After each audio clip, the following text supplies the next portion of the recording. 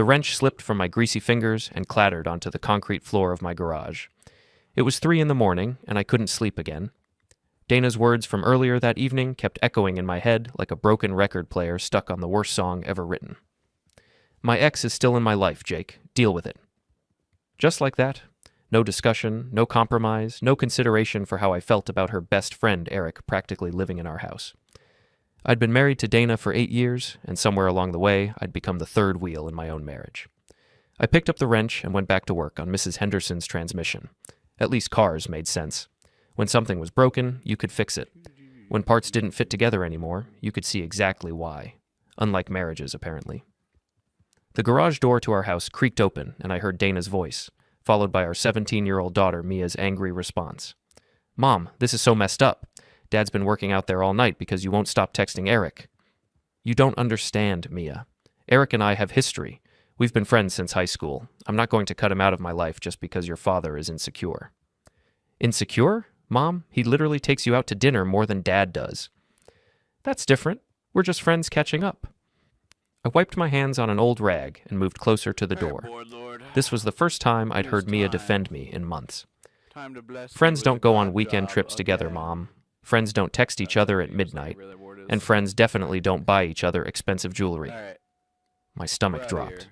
Jewelry? This was news to me. "Mia, you're being dramatic. Eric bought me that necklace because he felt bad about my promotion getting delayed. It was a friendly gesture." "A friendly gesture? Mom, it's a diamond necklace, and Dad doesn't even know about it, does he?" Silence. Then Dana's voice, colder than I'd ever heard it. "What happens between Eric and me is none of your father's business, or yours for that matter. Eric means more to me than, well, some people just don't understand adult friendships."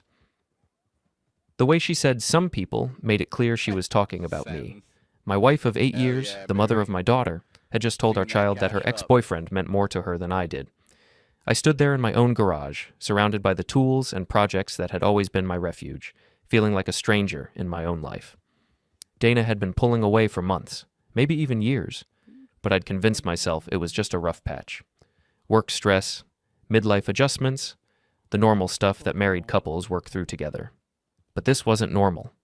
This was betrayal wrapped in the neat little package of friendship. I heard their footsteps fade as they went back into the house, probably to continue their argument upstairs. Mia had been taking her mother's side in everything lately, but tonight she'd seen something that bothered her. Maybe I wasn't going crazy after all.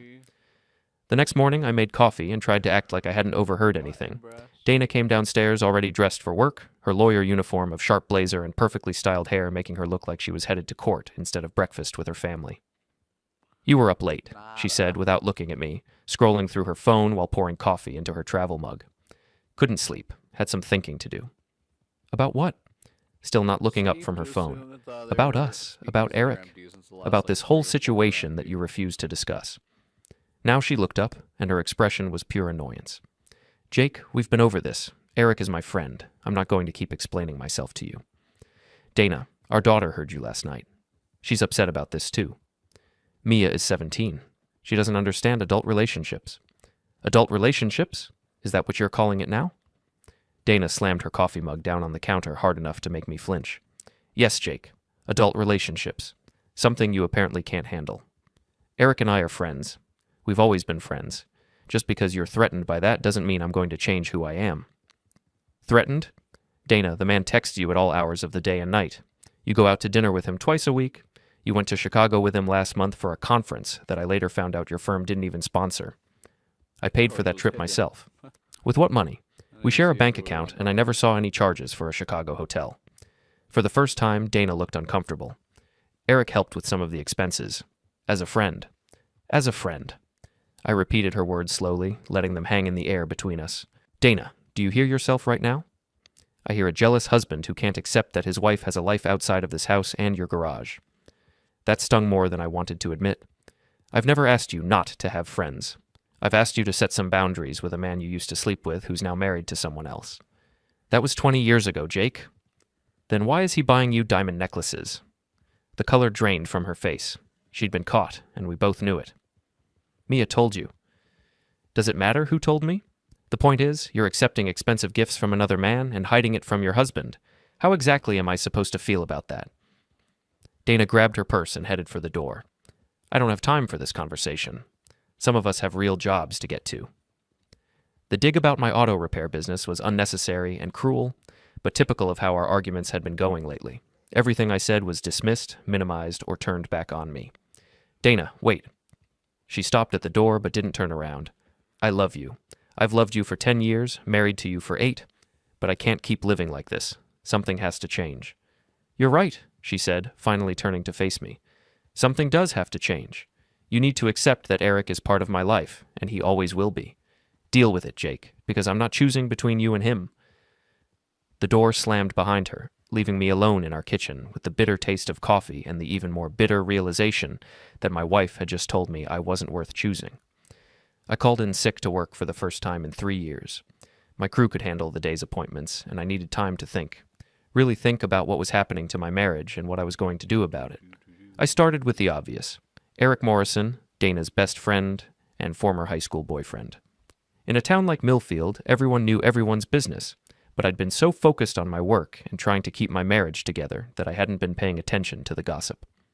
My first stop was Frankie's boxing gym, where I'd been working out twice a week for the past 5 years. Frankie DeLuca had been running the place since before I was born, and if there was gossip to be heard in this town, Frankie had heard it first. Jake, what brings you here on a Tuesday morning? Thought you'd be elbow deep in some engine by now. Took the day off. Needed to clear my head. Frankie was in his 70s, but still built like the prizefighter he'd been in his youth. He took one look at my face and nodded toward his office. Woman troubles? How'd you guess? Same look my son had when he caught his wife cheating. What's going on? I told him everything. Dana's late nights, the mysterious trips, the constant texting, the jewelry, and finally, last night's conversation with Mia. Frankie listened without interrupting, occasionally nodding or shaking his head. Eric Morrison, he said when I finished. Real estate guy, drives the fancy BMW, thinks he's hot stuff because he was quarterback 20 years ago? That's him. Yeah, I know Eric. His wife Tessa comes in here sometimes. Beautiful woman, real class act. She's been looking pretty unhappy lately now that I think about it. This was interesting. Unhappy how? Stressed, distracted. Last time she was here, maybe 2 weeks ago. She spent more time crying in the locker room than working out. When I asked if everything was okay, she just said marriage was harder than she'd expected. How long have they been married? 3-4 years, maybe. She's his second wife. First one left him for his business partner back in 2018. The pieces were starting to come together, and I didn't like the picture they were forming. Frankie, you think Eric's cheating on his wife? I think Eric Morrison has always been a selfish piece of garbage who takes whatever he wants without caring who gets hurt. And I think your wife might be making a mistake that's going to cost her everything. I spent the rest of the morning driving around town, seeing familiar places with new eyes, the Italian restaurant where Dana claimed to have business dinners twice a week, the coffee shop where she spent her Saturday mornings working, but somehow never brought any files home, the park where she'd started taking evening walks alone, always with her phone. By lunchtime, I'd made a decision that would have seemed impossible 24 hours earlier. I was going to find Tessa Morrison and have a conversation. Eric's real estate office was in the nice part of downtown, all glass and chrome and expensive furniture meant to impress potential clients. I parked across the street and waited.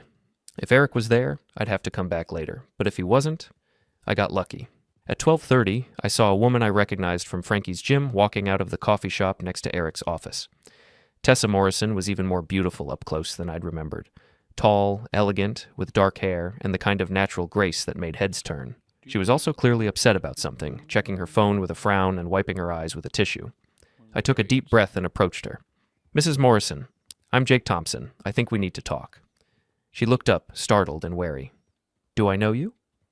Not exactly, but I think we have something in common. My wife is Dana Thompson. She works at Hartwell and Associates. Recognition dawned in her eyes, followed quickly by something that looked like relief. You're Dana's husband. I am, and I think your husband is having an affair with my wife. The words hung between us like a challenge. Tessa looked around the busy street, then back at me. There's a diner 2 blocks down, Murphy's. Meet me there in 10 minutes. Murphy's Diner was exactly the kind of place where 2 people could have a private conversation without attracting attention. Old vinyl booths, loud air conditioning, and a waitress who'd seen everything and cared about nothing except whether you wanted coffee with your pie. Tessa was already in a corner booth when I arrived, staring out the window with the expression of someone who'd been carrying a heavy secret for too long. How long have you known? She asked as I sat down. I started suspecting a few months ago, but I only put it together this morning. How long have you known? It's all the same job. 6 months, maybe longer. She turned to look at me directly. Your wife calls our house. Did you know that? I felt like I'd been punched in the stomach. She calls your house? Late at night, when she thinks I'm asleep, I've heard Eric talking to her, laughing with her, making plans with her. Tessa's voice was steady, but her hands were shaking. I confronted him about it once. He said they were just friends, that I was being paranoid and jealous. Dana said the same thing to me. They went to Chicago together last month. I know. Eric told me it was a business trip, said he was looking at commercial properties for a client. She laughed bitterly. I found the hotel receipt in his jacket pocket. 1 room, king bed, champagne service. We sat in silence for a moment. 2 people who'd been made fools of by the people we'd trusted most. What are you going to do? I asked. I don't know. Eric's a successful realtor with connections all over town. I'm a part-time yoga instructor who moved here from Oregon when we got married. I don't have many options. You have more options than you think. She looked at me curiously.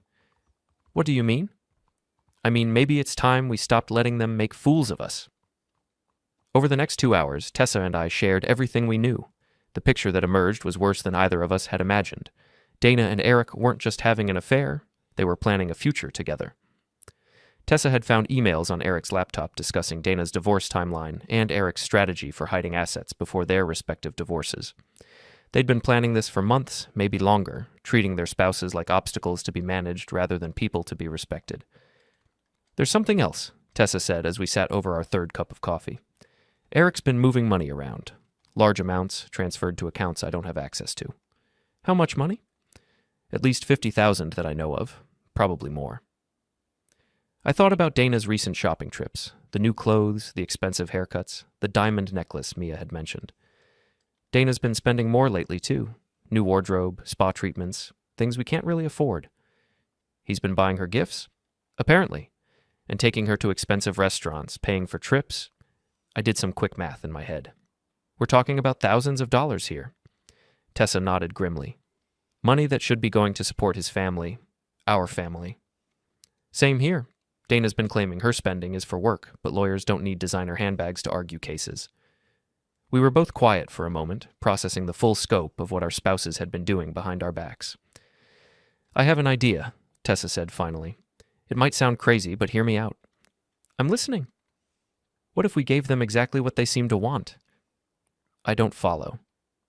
Tessa leaned forward, and for the first time since I'd met her, she smiled. They want to flaunt their relationship, right? They want to act like a couple while still being married to other people. So what if we started acting like a couple too? The idea was so unexpected that I almost laughed. You want us to pretend to be together? Not pretend, I mean, not exactly. She paused, choosing her words carefully. Jake, when's the last time your wife treated you with respect? I thought about it. Really thought about it. I honestly can't remember. When's the last time she made you feel valued or appreciated or even just heard? It's been years. Eric hasn't touched me in 6 months, hasn't taken me anywhere or introduced me to his friends or included me in any part of his life that matters to him. I feel like a ghost in my own marriage. I knew exactly what she meant. So, what are you suggesting? I'm suggesting we go on a date, a real date. Dinner, conversation, treating each other like adults who deserve respect and consideration, and if they don't like it, she shrugged. Well, they've made it very clear that their friendship is more important than their marriages. The idea was tempting in a way that surprised me. When was the last time I'd had dinner with a woman who actually wanted to be there, who asked about my day and listened to the answer, who looked at me like I was worth her time? Just dinner? Just dinner, to start. I looked across the table at this beautiful, intelligent woman who'd been betrayed the same way I had, and I made a decision that felt like jumping off a cliff. Okay, let's do it. Really? Really, but I have one condition. What's that? We do this right. I pick you up at your house, bring flowers, take you somewhere nice. If we're going to make a statement, let's make sure everyone gets the message. Tessa's smile lit up her entire face. Jake Thompson, I think this might be the beginning of a beautiful friendship. We exchanged phone numbers and made plans for Friday night. As I walked back to my truck, I felt something I hadn't experienced in years. Anticipation.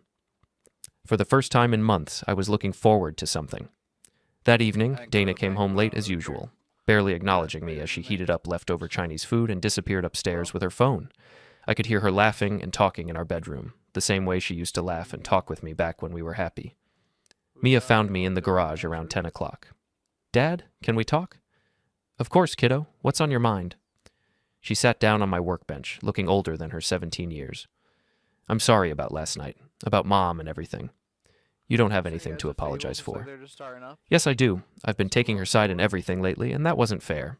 I thought you were just being jealous and controlling, but—" She paused.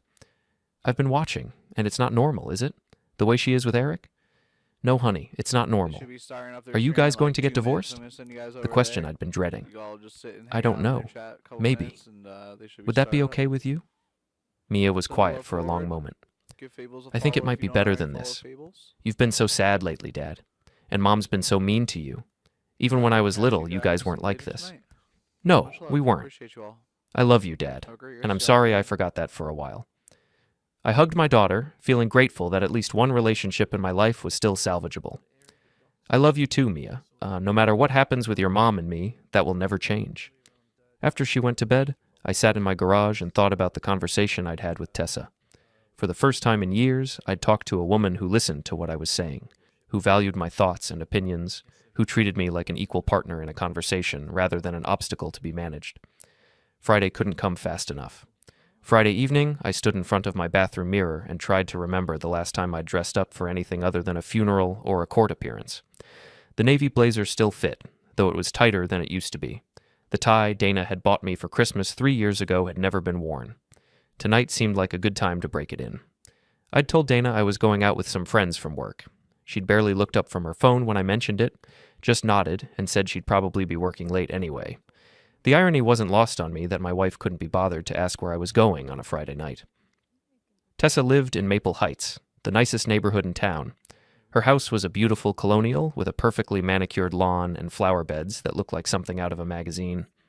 I parked in the driveway and walked to the front door with a bouquet of roses I'd bought at the florist downtown. When she opened the door, I forgot how to breathe for a moment. Tessa was wearing a simple black dress that somehow managed to be both elegant and understated, her hair falling in soft waves around her shoulders. But it wasn't just how she looked, it was how she looked at me, like she was genuinely happy to see me. "You look beautiful," I said, offering her the flowers. "Thank you. You clean up pretty well yourself?" She smiled as she accepted the roses. "Let me put these in water, and then we can go." I waited in her living room, taking in the details of her life. Family photos on the mantel, mostly of her with people I didn't recognize. A few books on the coffee table, actual books with bookmarks in them, fresh flowers in a vase by the window. The house felt like a home, lived in and loved, unlike the sterile showplace Dana had turned our house into. "Ready?" Tessa appeared in the doorway, and I offered her my arm. "Ready." I'd made reservations at Benedetto's, the best Italian restaurant in town. It was the kind of place Dana and I used to go for anniversaries, back when we celebrated anniversaries. The hostess seated us at a quiet table by the window, and for the first time in years, I felt like I was on an actual date. "This is nice," Tessa said, looking around the restaurant. "Eric and I came here once right after we got married. He spent the whole dinner on his phone." "Dana and I used to come here a lot, before—" I gestured vaguely. "Before Eric. Before a lot of things, actually. But yeah, Eric didn't help." We ordered wine and appetizers, and then did something I'd almost forgotten was possible. We talked. Really talked. About our lives, our dreams, our disappointments. Tessa told me about growing up in Oregon, about her love of yoga and meditation, about the art classes she'd been taking at the community college. I told her about my business, about the satisfaction of fixing things that were broken, about the vintage Mustang I'd been restoring in my spare time. "You have spare time?" she asked with a laugh.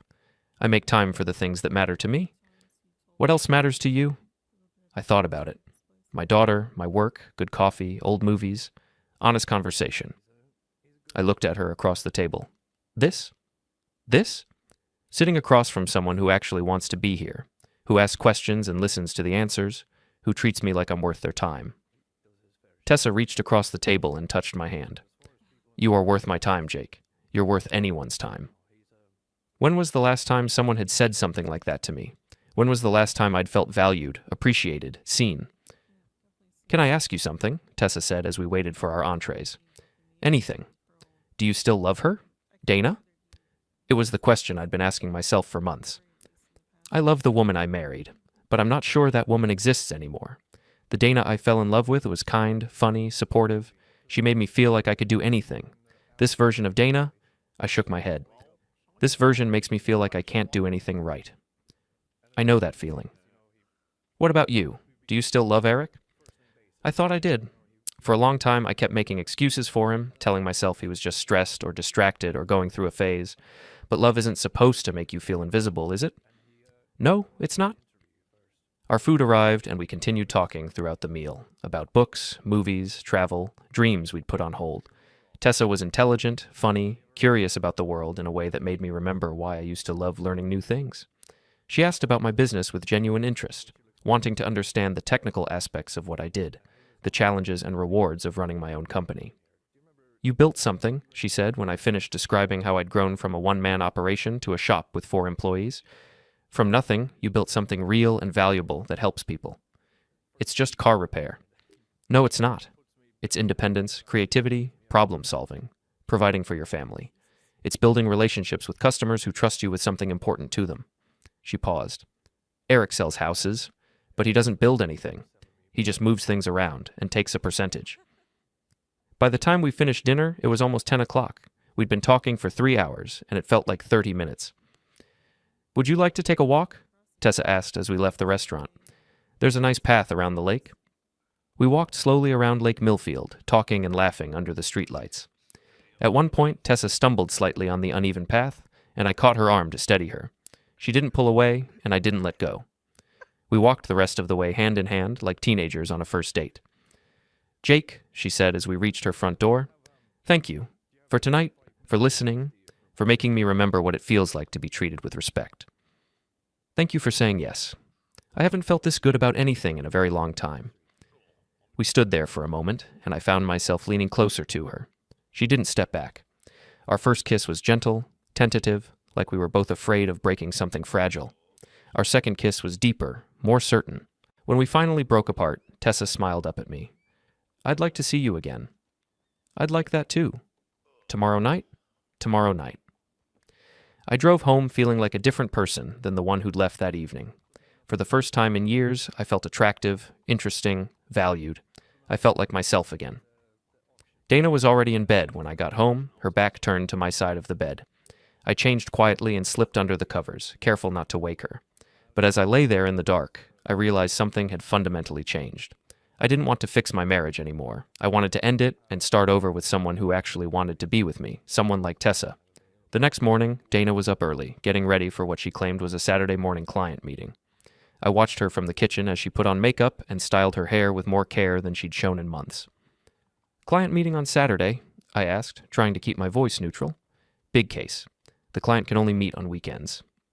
She didn't even look at me as she lied. What kind of case? Corporate litigation. You wouldn't understand the details.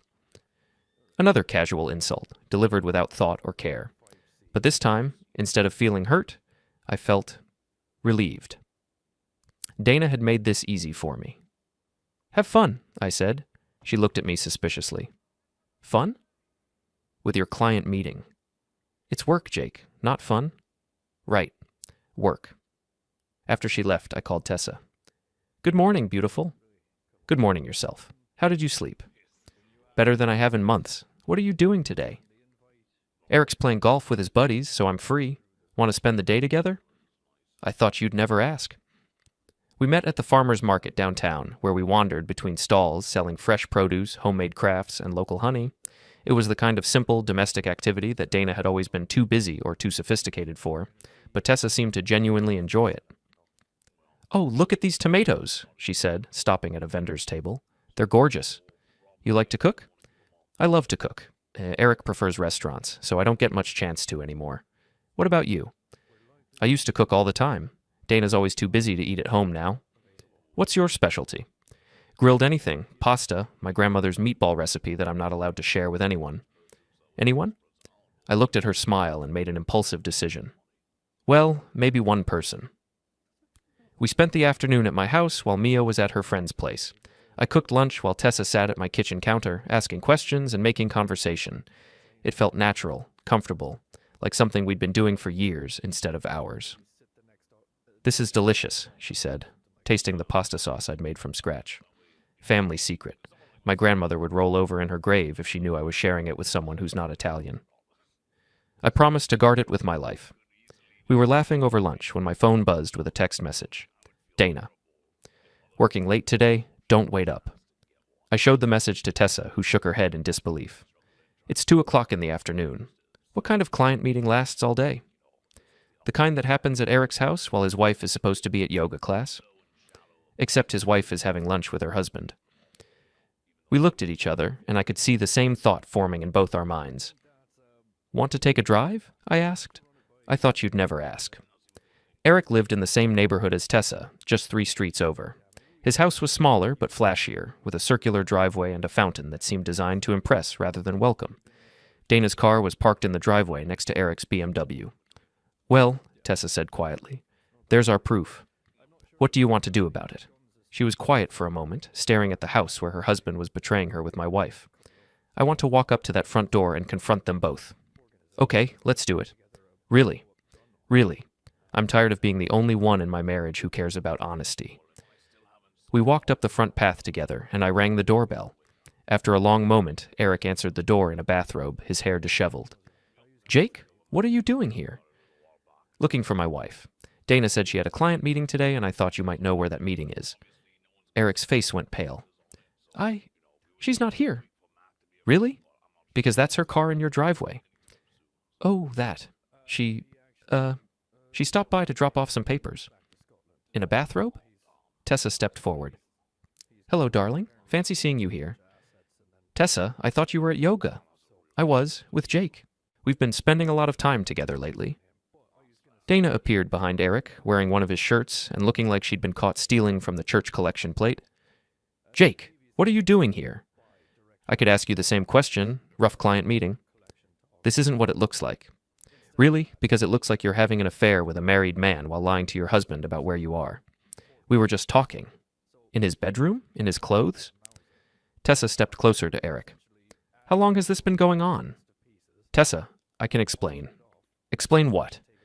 Dana's voice cracked, sharp and defensive. "Explain why my husband is entertaining another woman in our house while I'm supposed to be conveniently absent. Explain why he's been moving money out of our joint accounts to pay for his girlfriend's shopping trips." Dana's face went white. "You've been spying on us." "We've been comparing notes," I said calmly. "Amazing what you can learn when you actually communicate with someone." "Jake, you don't understand." "I understand perfectly. I understand that you've been lying to me for months. I understand that you've been spending our money on another man. I understand that you told our daughter that Eric means more to you than I do." "That's not what I meant." "It's exactly what you meant. And you know what? You're right. Eric does mean more to you than I do. So you can have him?" I took Tessa's hand and turned to leave. "Jake, wait," Dana called after us. "Where are you going?" "Somewhere we're wanted," Tessa called back. "This isn't over," Eric shouted. I turned back to face him. "You're absolutely right. It's not over. It's just beginning." As we walked back to my truck, I felt lighter than I had in years. The confrontation I'd been dreading for months was finally over, and it hadn't been nearly as bad as I'd imagined. In fact, it had been liberating. "How do you feel?" Tessa asked as we drove away. "Free," I said. "For the first time in years, I feel completely free." "Me too. What do we do now?" "Now we stop sneaking around and start living our lives the way we want to live them." "Together?" "If you'll have me." She reached over and took my hand. "Jake Thompson, I think I'm falling in love with you." "I think I'm falling in love with you too, Tessa Morrison." "Soon to be Tessa Thompson?" I looked at her in surprise. "Is that a proposal?" "Maybe. Is that a yes?" "That's definitely a yes." We drove back to my house, where we spent the rest of the afternoon planning our future together. For the first time in years, I was excited about tomorrow. The next few weeks were a whirlwind. I filed for divorce the following Monday, citing irreconcilable differences and Dana's financial misconduct. My lawyer was thrilled with the evidence. Bank statements showing transfers to Eric's personal accounts, receipts for designer clothes and weekend getaways that Dana had tried to hide as business expenses. Tessa and I had been quietly gathering proof for months. Texts, emails, even a few photos from mutual friends who'd seen them together in public.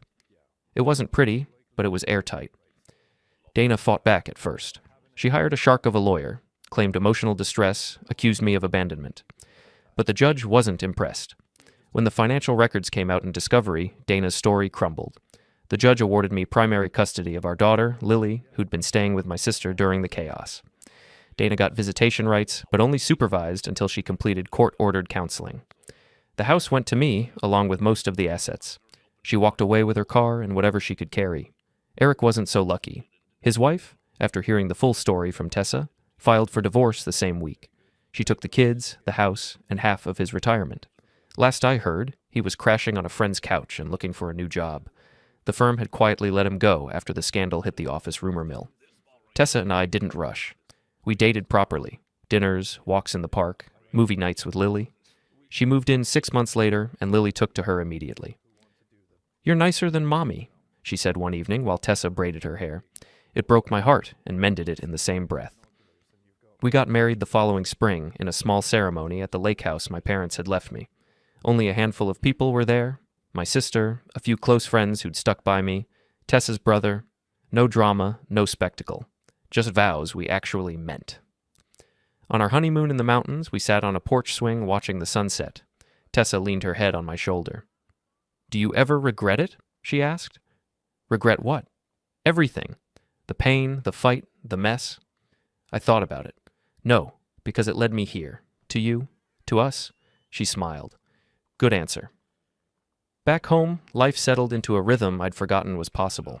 Mornings with coffee and Lily's laughter, evenings cooking dinner together, weekends hiking, or just lounging on the couch.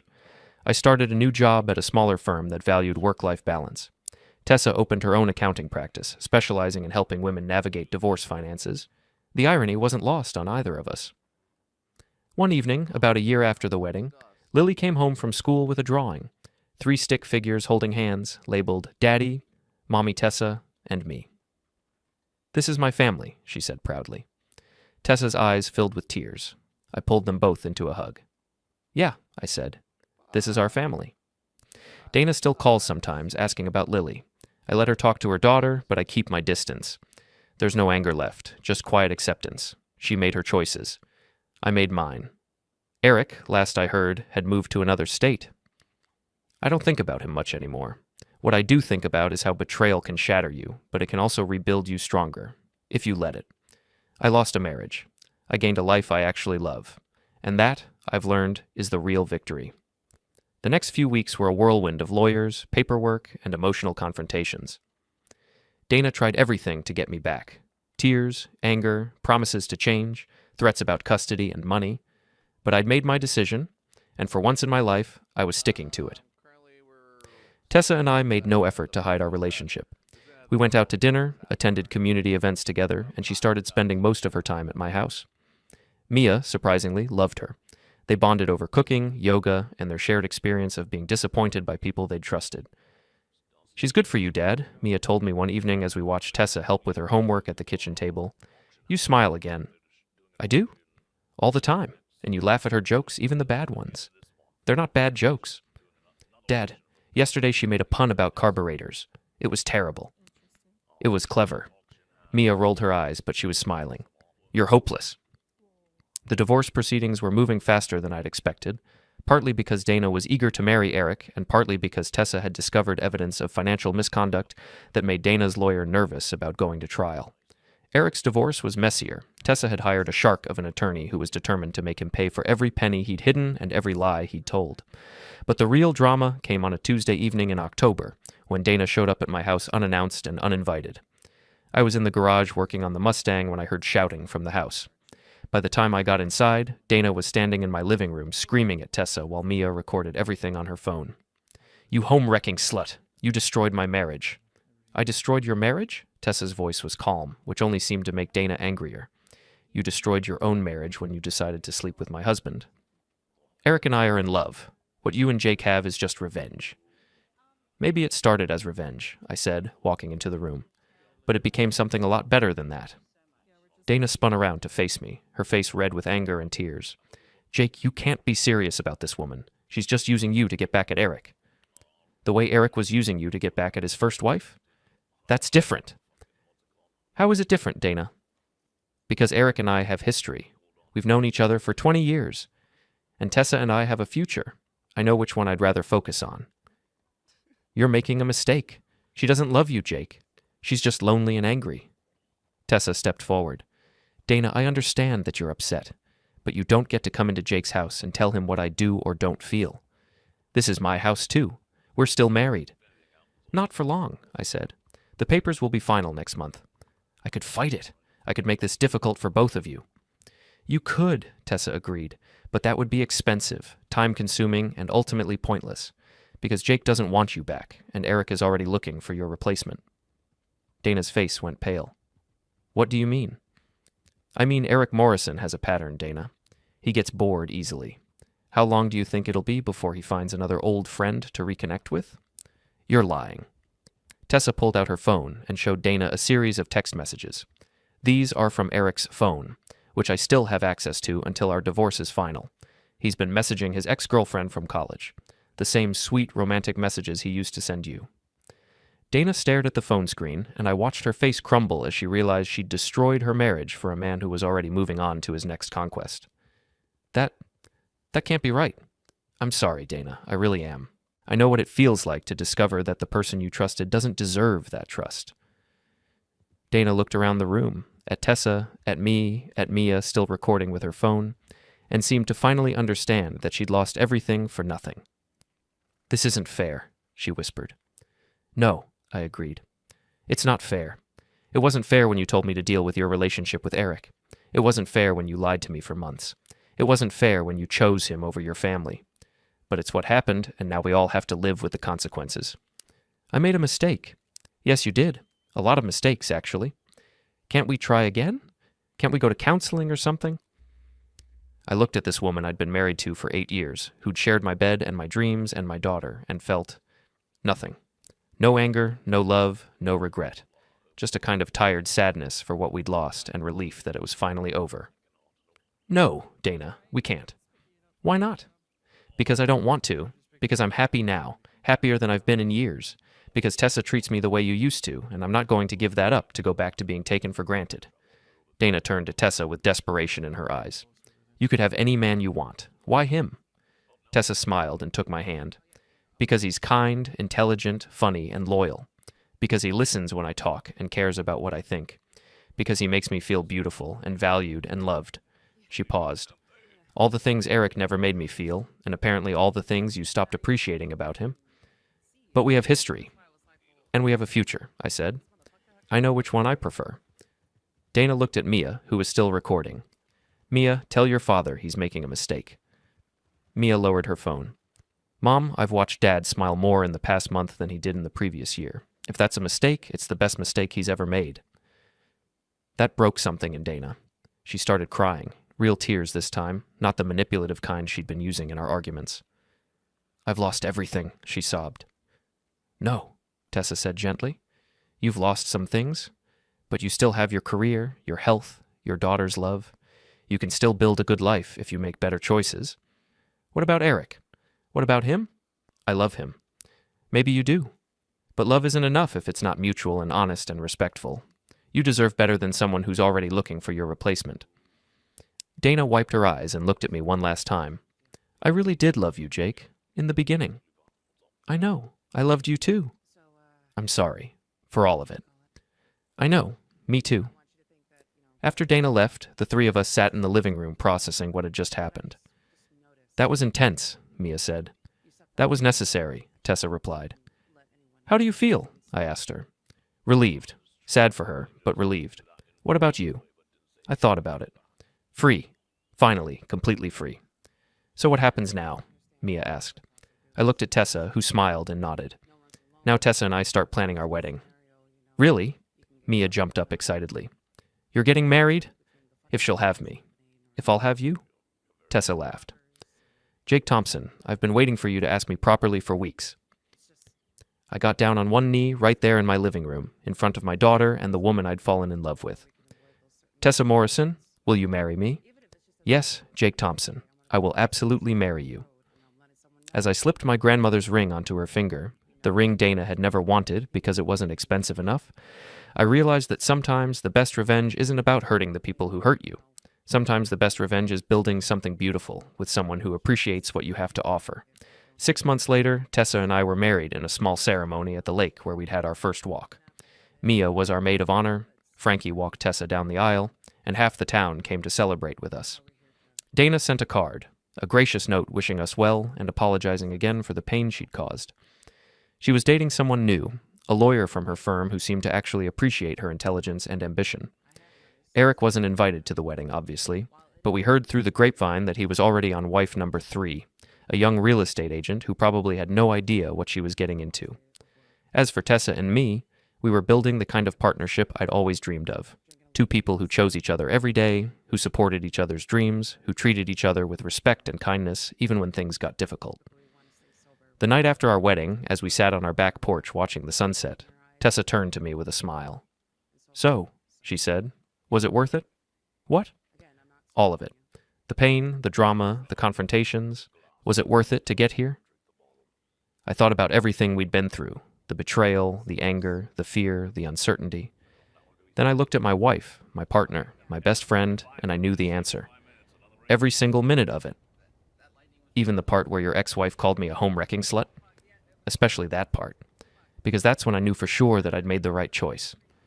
Tessa laughed and curled up against my side. "I love you, Jake Thompson." "I love you too, Tessa Thompson." And as we sat there together, watching the stars come out over the lake, I realized that sometimes the best revenge isn't about getting even.